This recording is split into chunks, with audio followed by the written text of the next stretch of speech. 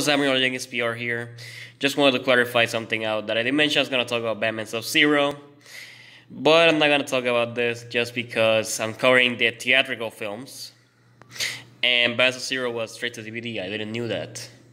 The only theatrical films Batman has had that are animated, without counting Lego Batman movie, are Batman Mask of Phantasm, which I've already reviewed, and Batman the Killing Joke and Batman and Harley Quinn, which I'm no way talking about those. So I'm not gonna be able to talk about this really underrated film, but maybe some other time. With all that being said,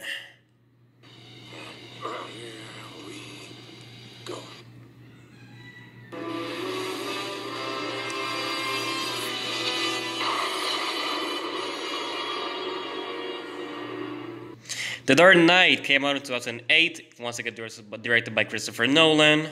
And look, it doesn't matter if you like Marvel or DC, you have to agree. This is one of the best comic book films, if not the best comic book film ever. Christian Bale's Batman once again nails it. I gotta say, the Batsuit looks a lot better in here compared to Batman Begins one. And of course, Bale continues to give us this realistic take on Batman. And if I may say, his Bruce Wayne, his performance as a character was much better in here. Michael Caine as Alfred gets more development here. He still has some memorable scenes.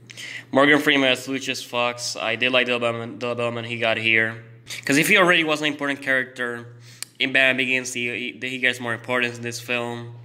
Gary Oldman as Commissioner Gordon. Again, I'm happy that they're giving more importance to the character in here than the original Batman films. He gets a lot of screen time in here. Some of your character development. Maggie Gyllenhaal as Rachel.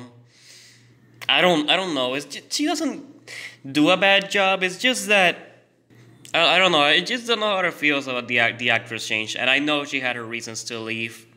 But so I don't know. It's just not the same without Katie Holmes. Like, imagine if she was still playing the character in here and she was the one that died. It would have been more emotional. Like, Rachel's death was emotional, but if it would have been Katie Holmes, it would have been way more sadder.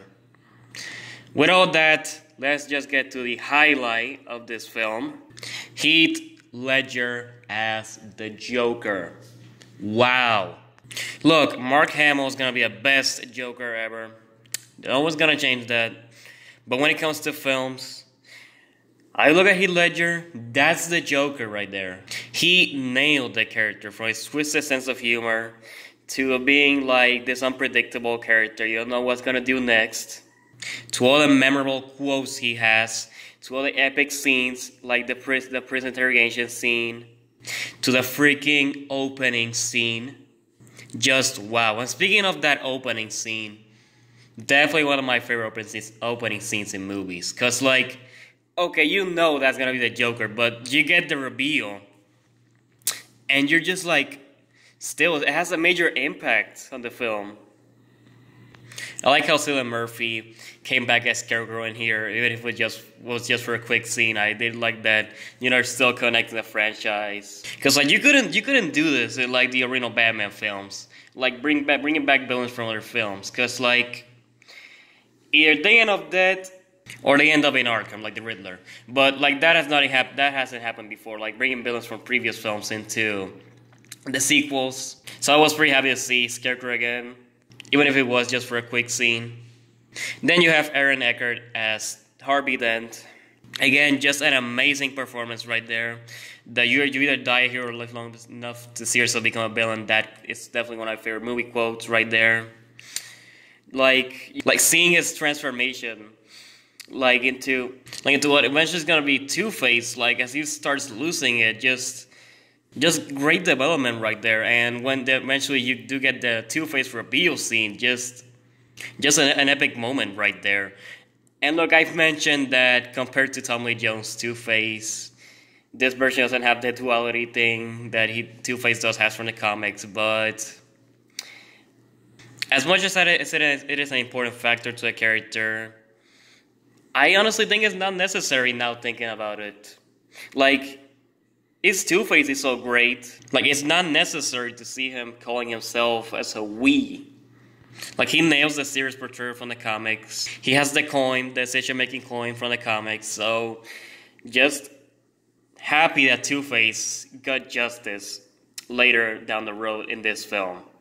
Happy to see his character done right in the movie. And look, as much as I would have wanted to have Batman and Joker be a final conflict of this film, I feel like final conflict being Batman and Two-Face, I feel like it definitely made the film stronger. It definitely led to a stronger climax. And then, of course, you've already seen this film. Two-Face dies. Batman, he decides to take the blame for it. And of course, film ends as he just rides away in the bad bike. I don't know if it's called a bad bike. But of course, he ends up being a villain, taking the blame for Harvey's death, and just ending this masterpiece of a film. And now, just thinking about this now, like, look, I know, if you know me, you know I love Marvel and DC. I love them equally. DC does better stuff than Marvel. Marvel does better stuff than DC. But look, y'all saying now that Thanos won, like a villain won in the film, just wow, that's never been done before. But if you think about it, Joker actually won in this film. He held the city on chaos. He destroyed what was basically a symbol of peace, the White Knight, Harvey Dent. He corrupted him. And because of all his actions, Batman had to retire for a long time. So that actually seems like a big victory for a Joker. Don't know if you agree with me, but just saying, Joker won in here. He did all this, and he won. Of course, he got captured, locked away in Arkham, but he won. So overall, I still love this movie. Still my favorite comic book film, probably next to Infinity War or Logan. And I'm gonna give it 5 Joker cards.